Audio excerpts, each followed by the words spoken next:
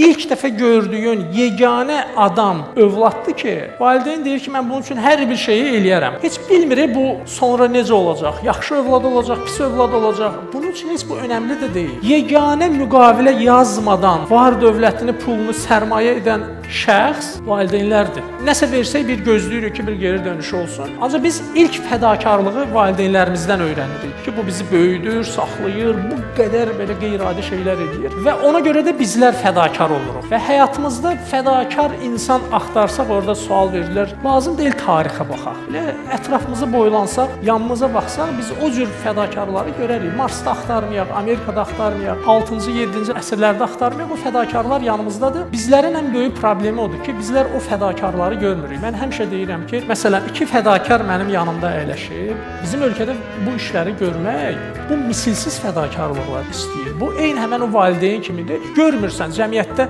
dostlarımızın, yaxınlarımızın elədiyi işlər, cəmiyyətdə kimləri tanıyır ki, uzağı onun olsun 0,1% qohum əqrəbası olsun, qalanları tanımadığı insanlara görə, eyni valideyn kimi. Ona görə bu fiziki valideynlərin üstündə də müəllimlərdir. Bu müəllimlərimiz ən böyük valideynlərdir.